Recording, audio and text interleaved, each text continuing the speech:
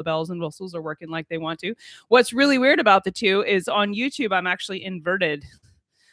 So depending on where you're watching, I'm backwards, but whatever. Like my microphone's over here on YouTube. We have Elliot in the room today. Elliot, say hi. Hello.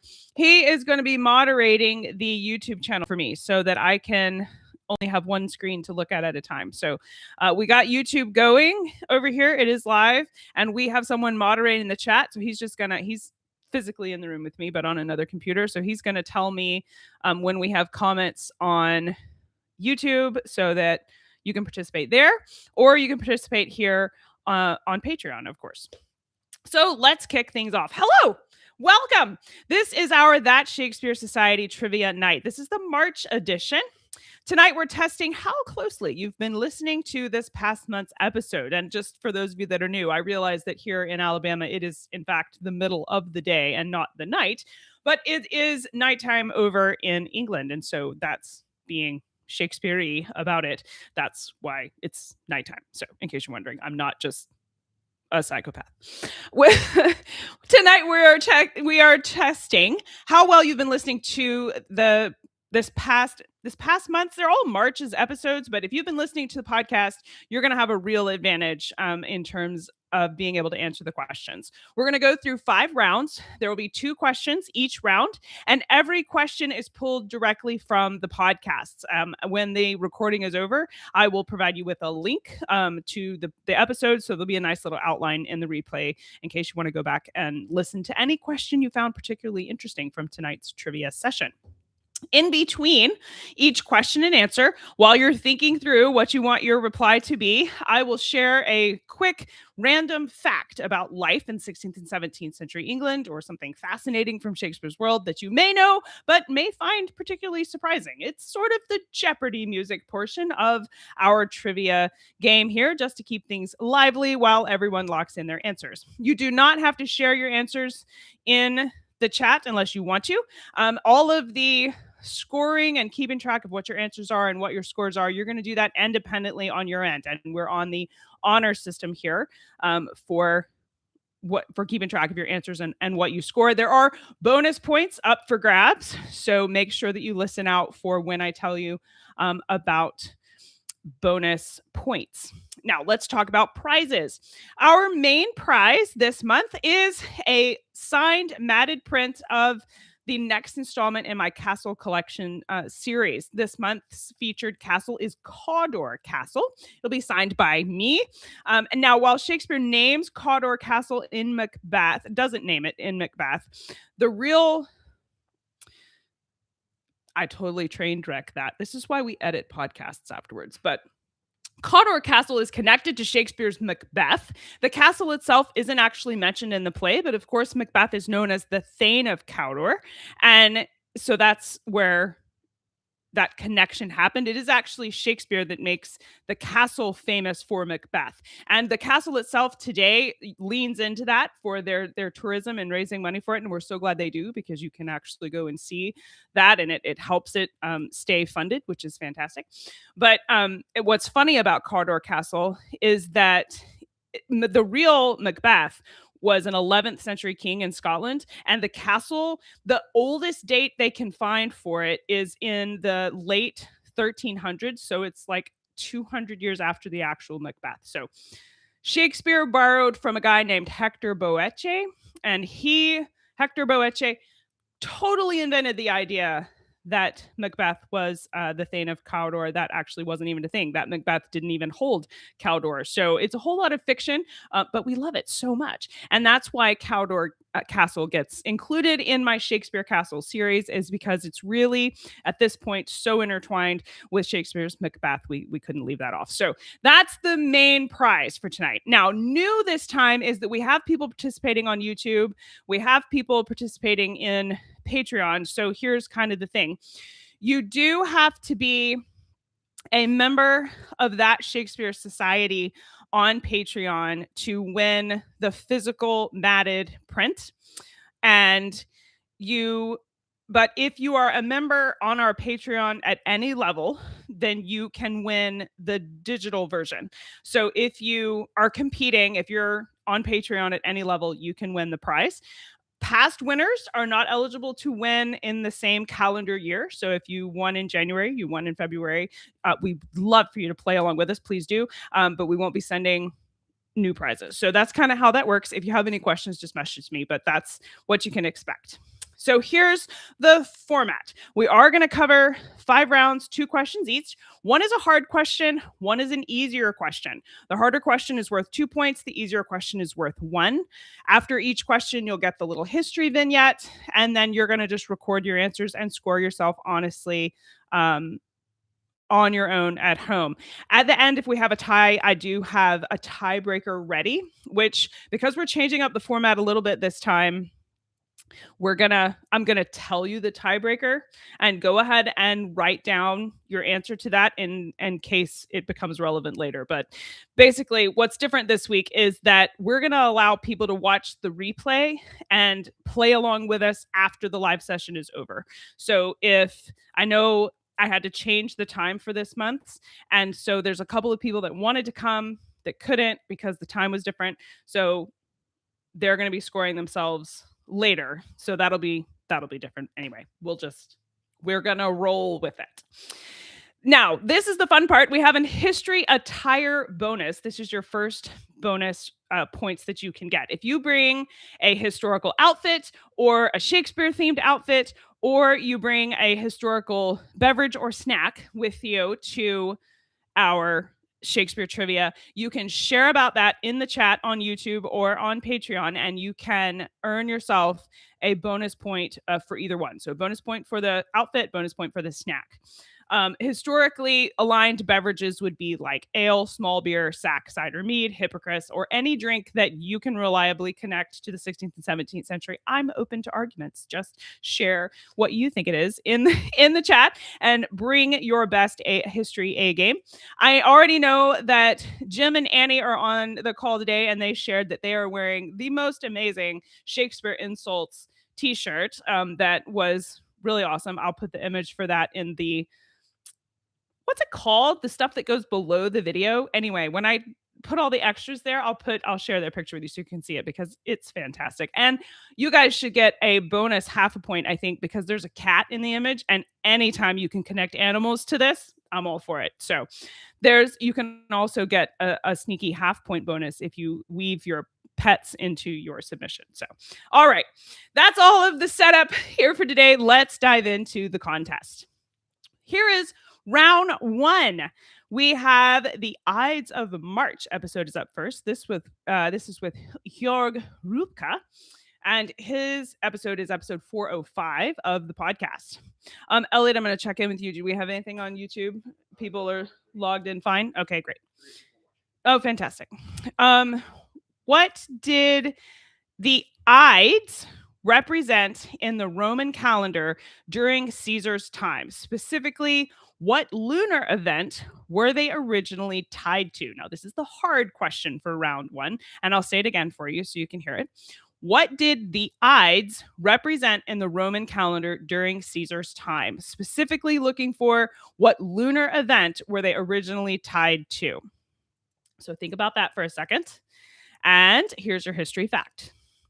In early modern England, people sometimes believed that sleeping facing north could shorten your life, while sleeping east to west was considered healthier. This belief tied into broader ideas about magnetism and the alignment of the body with the natural world, but you would orchestrate the head of your bed to be thusly oriented. You can find more about this at the British Library, and I will link you to that article after this. Da-na-na. Okay. So the answer to our first question is the full moon. That's right. The Ides were tied to the full moon. It was part of the early Roman calendar. Originally, months were structured around natural cycles rather than numbered days, and the Ides were aligned with the full moon, meaning Roman timekeeping was once closely tied to the visible celestial events rather than a more abstract numbering system. So that's where that comes from, and that's how we narrow it down to be March 15th. Okay, if you got it right, give yourself 2 points. Here you go. Question number 2. Now, this is the easy question, so it's only worth 1 point.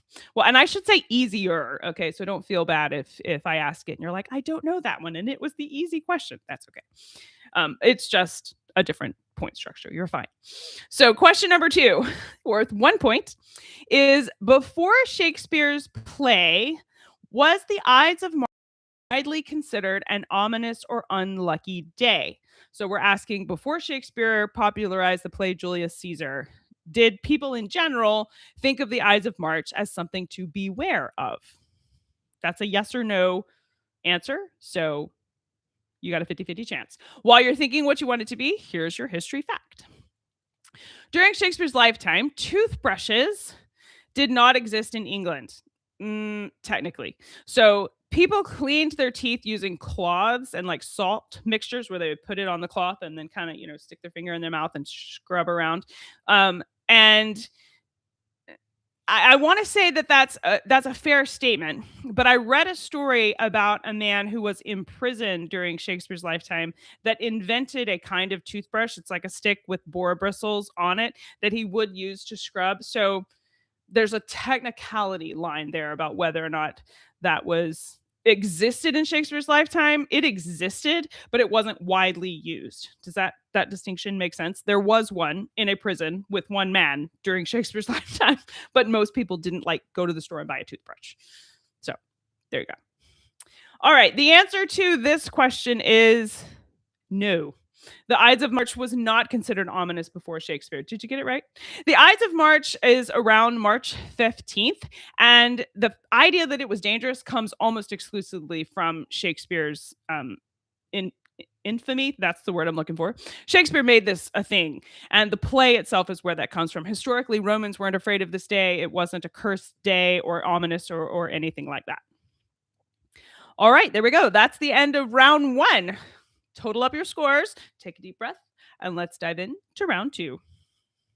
All right, we're kicking it off here with how historians know Shakespeare is Shakespeare. This comes from our episode with Susan Amison, which was delightful episode. She goes through a lot of primary documents and hard biographical evidence, which I always find fascinating. So, question number 1, this is the hard question, so it's worth 2 points.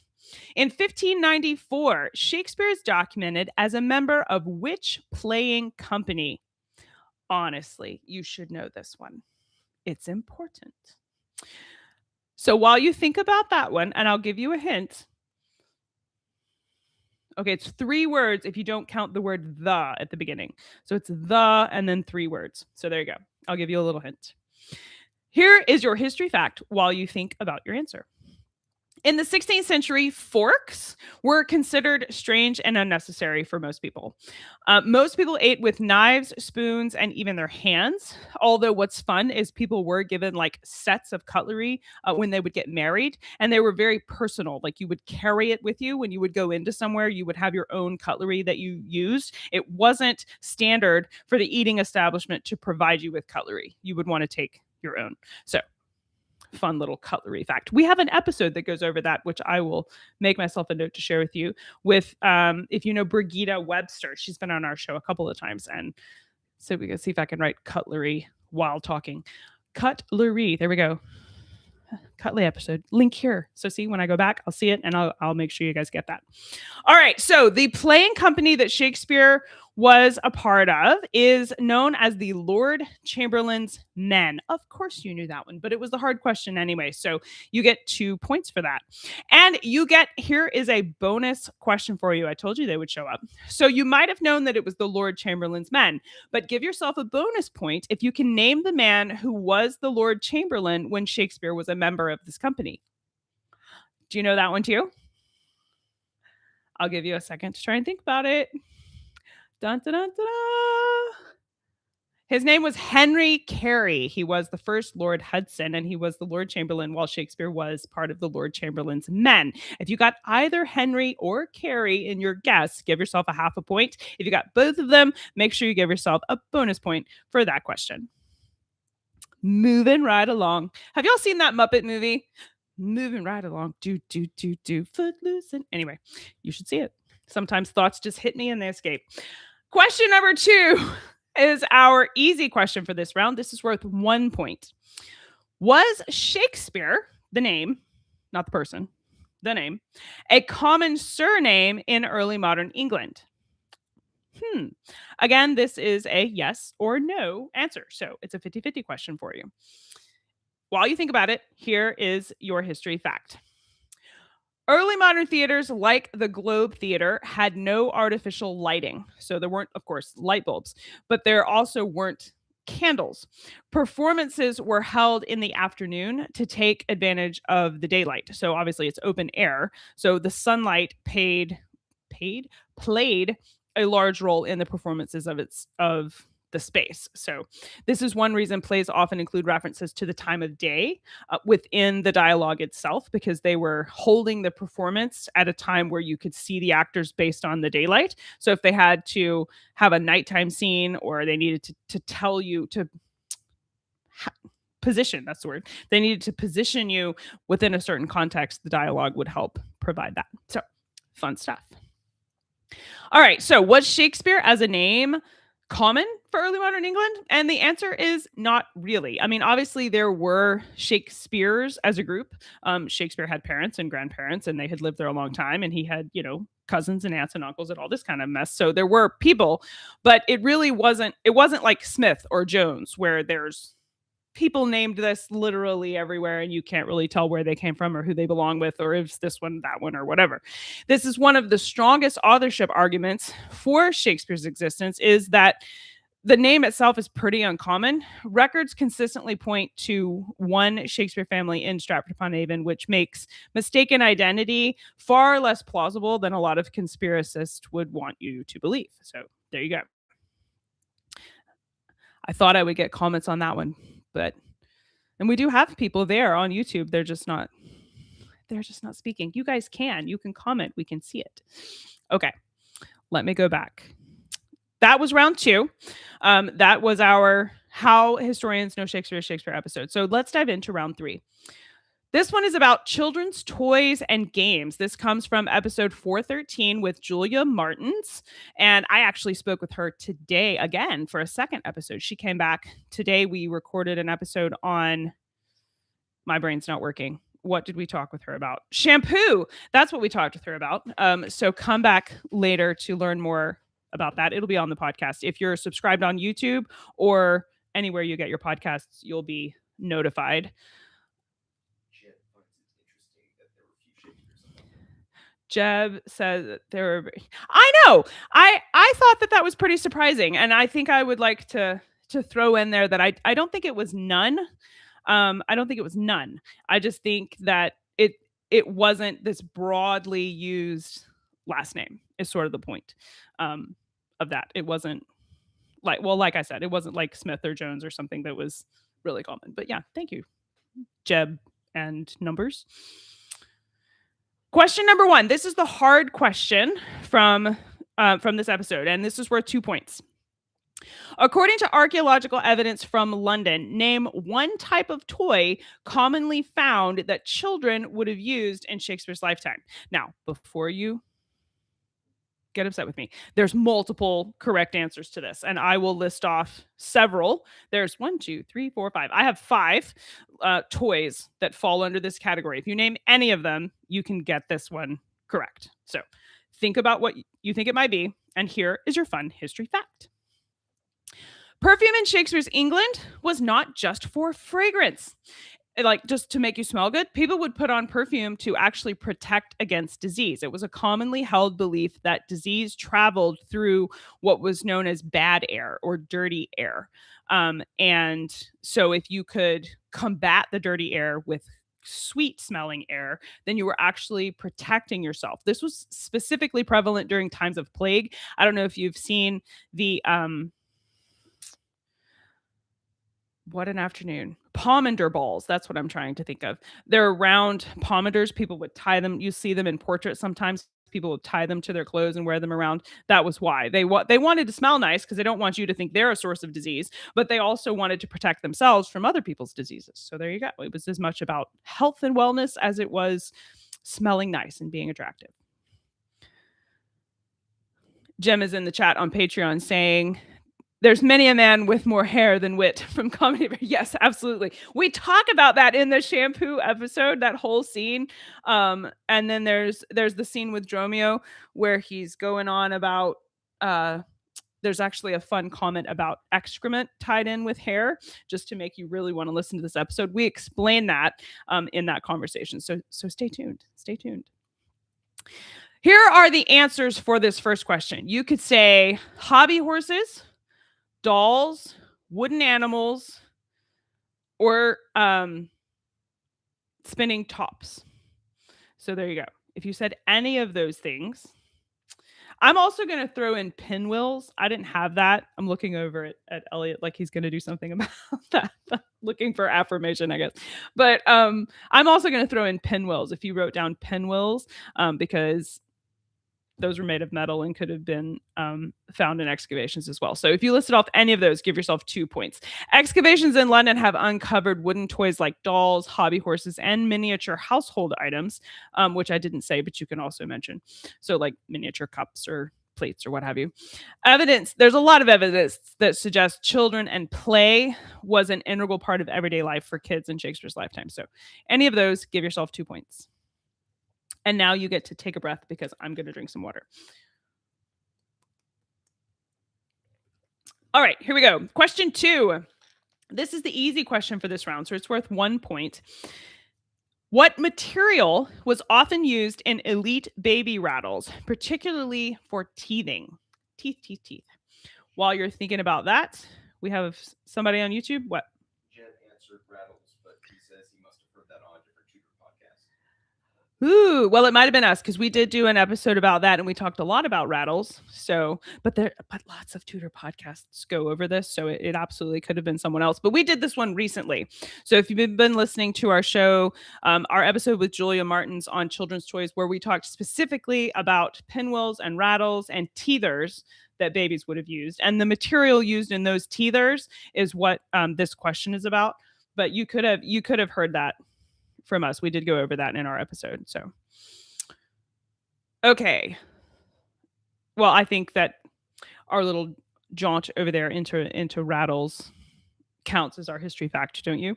So here is the answer to this question. We were looking for coral, Coral. My southern accent kind of swallows that word, but it's coral. Was believed to have protective properties. There's a really cool like shark tooth coral decorative thing that was given to Queen Anne, James I's wife, and it's the wildest looking thing. It's like a piece of coral and it literally has shark teeth hanging off. It's a real thing. I'm not making this up.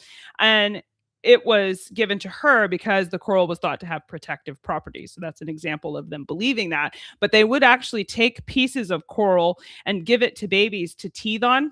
As a mom, this really sounds horrifying to me because I'm like, how does that not rip up the poor little baby gums? But at the same time, it was probably really effective for teething. So, to each their own. But that's what they used. And you'll see lots of paintings that have babies carrying around chunks of coral. And this was why. So when you look at a picture of a baby from the 16th and 17th century and they're holding on to a chunk of something that looks red and bumpy, you're like, oh, I know what that is now. You'll be so smart the next time you're at the art museum. Okay.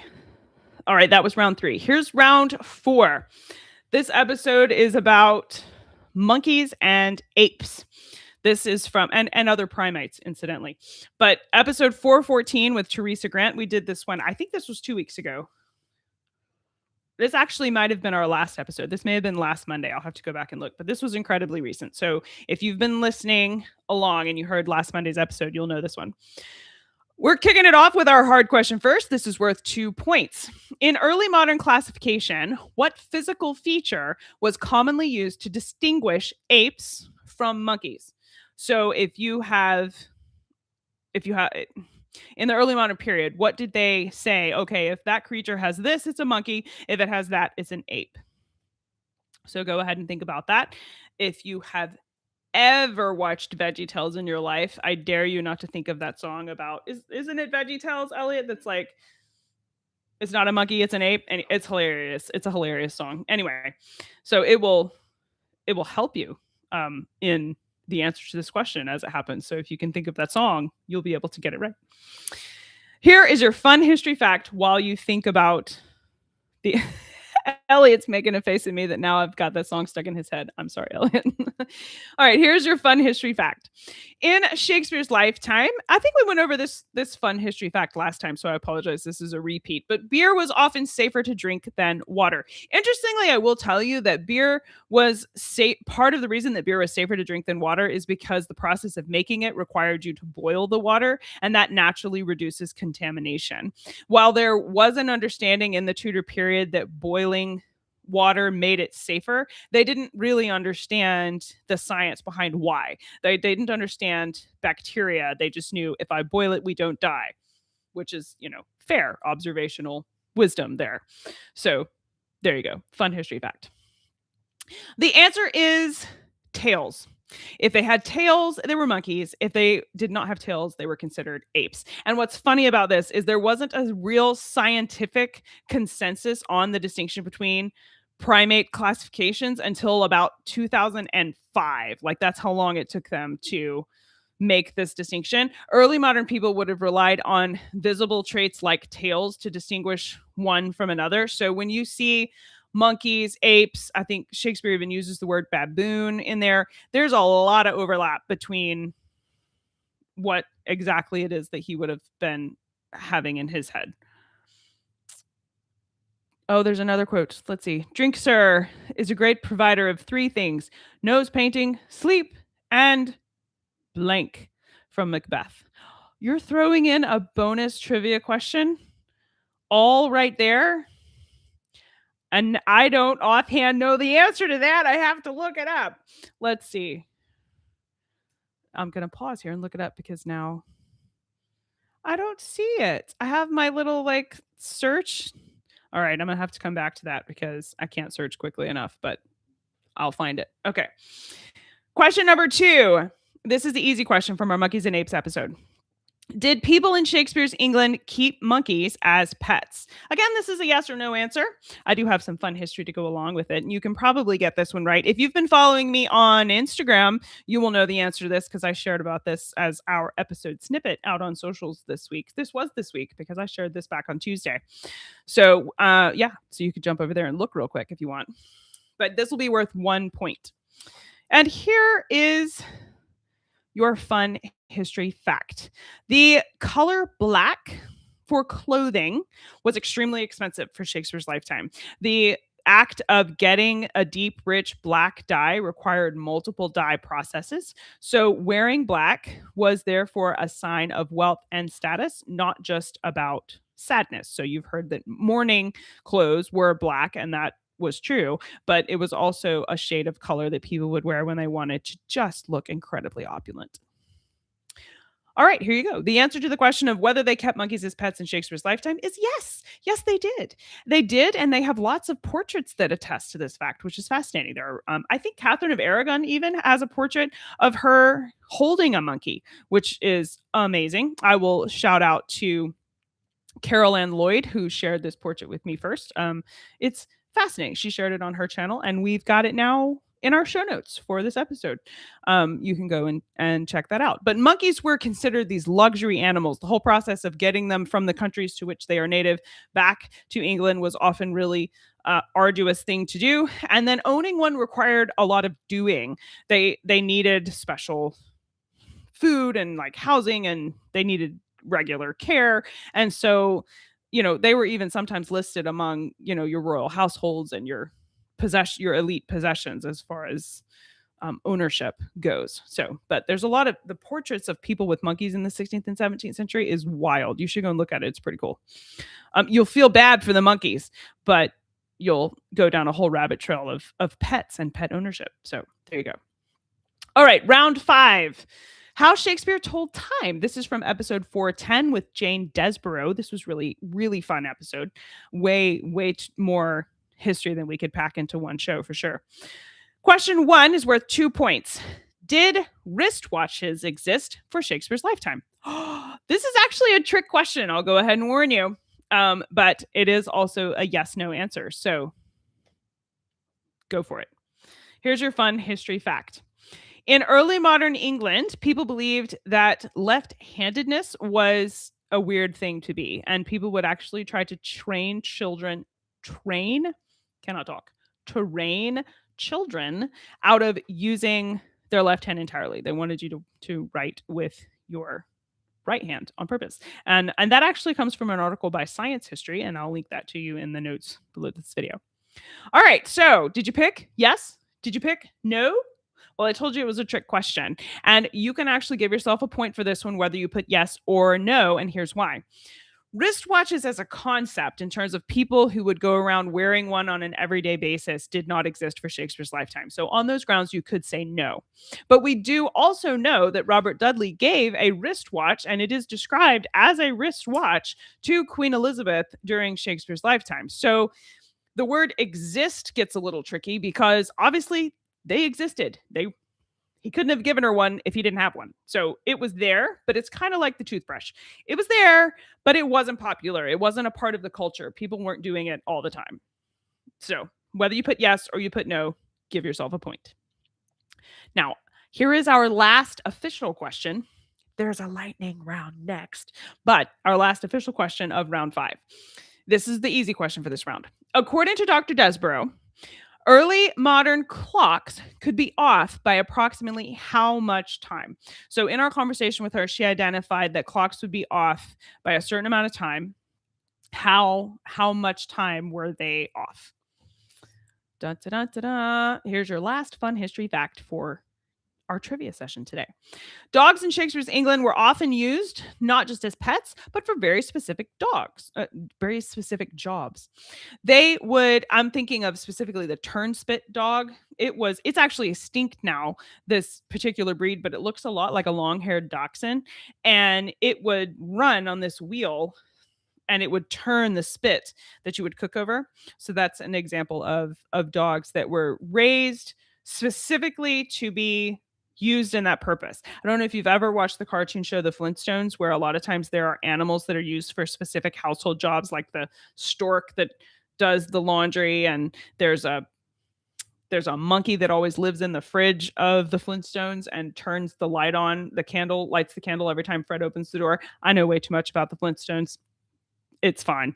But that is what I thought of when I learned about the turnspit dog, because they really were bred and then used just to turn this wheel.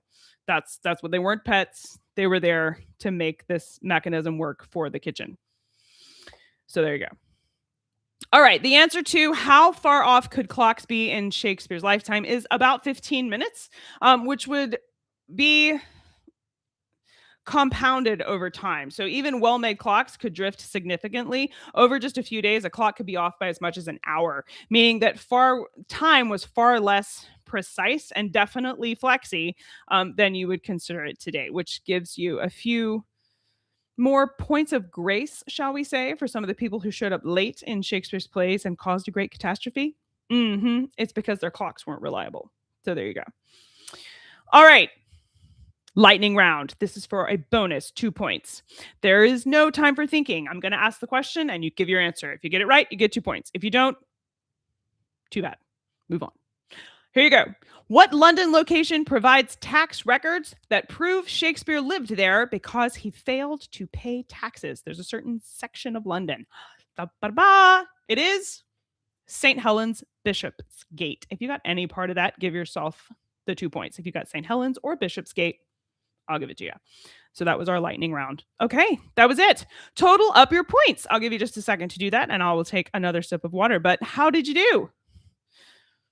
Do you want to hear my tiebreaker questions that I had ready? We're doing things differently today because I'm letting people participate after the fact. So I actually have 2 other questions. Do you want me to go ahead and read them or save them until next month? Let me know in the chat. Which do you prefer? I will let you decide what we do at this juncture. Do you want me to vote ask the questions or no? I'm going to take a sip of water while you say. Look at that. I have several yeses on Patreon. Yes is going on YouTube too. All right. Yeses all around. Here we go. All right. So here were the 2 tiebreaker questions. The first one is, what was the name of the famous Puritan writer who criticized children's games and criticized children play in general? He was quite the curmudgeon in the 16th century. We named him in our episode with Julia Martins. He was the guy, he actually wrote books about, he was known as a moralist. Like, this was his official professional title, was a moralist. And what he did for his life to make money was writing books complaining about the behavior in the 16th century that he didn't think was good. Like, can you imagine, like, your name tag, professional complainer? That was this guy. His name was Philip Stubbs. You can look up his book. It's called The Anatomy of Abuses. To me, it's just hilarious. But it's a great, I'm actually glad he wrote it down, because it does show kind of a lot of evidence of what daily life was like, based sheerly on the fact that people were complaining about it. But again, that's Philip Stubbs. And that comes from our episode with Julia Martins. Okay, here was the second question. According to early modern sources, what drink were monkeys known to consume that made them drunk? What was it that monkeys would steal off the table and they would get drunk? We mentioned this in our episode with Teresa Grant on monkeys and apes. Do. Do you know, Elliot? Take a guess. Mead. Oh, mead is Elliot's guess. It's a good guess. It's not right. The answer was wine. They would steal wine. Yes, very historically accurate answer. I applaud you. I applaud you. So if you got mead, give yourself a half a point. If you got wine, then give yourself the whole point there for that next one. Okay, so that is the end of our trivia game. The winners will not be announced for this one until Saturday. Total up your points, and I'm actually going to have you message them in, because we have some people who are going to watch the replay and participate from home separately. From home, we're all from home, but like participate not live. And they will, so I want to give them a chance to turn in their scores as well. So send me your scores. I'm going to tally everybody up, and then I'll give us a full 24 hours, and then I will announce whoever won. The person who, the Shakespeare Society member who scores the highest will get a signed matted print of Cawdor Castle sent from me to you with my joy and happiness along with it, so that you can enjoy that. And then I have a digital version of it that we'll give out to anyone that scores highly in our game but is not a Shakespeare Society member. So that's available there as well. Well done to everyone. Thank you for being here. Thank you for playing. I hope you had fun. And as always, I hope you learned something new about the Bard. I'll see you later. Bye-bye. Bye-bye. I'm saying bye to YouTube again because I can't find the off button. There it is. Okay, I found it. Bye-bye.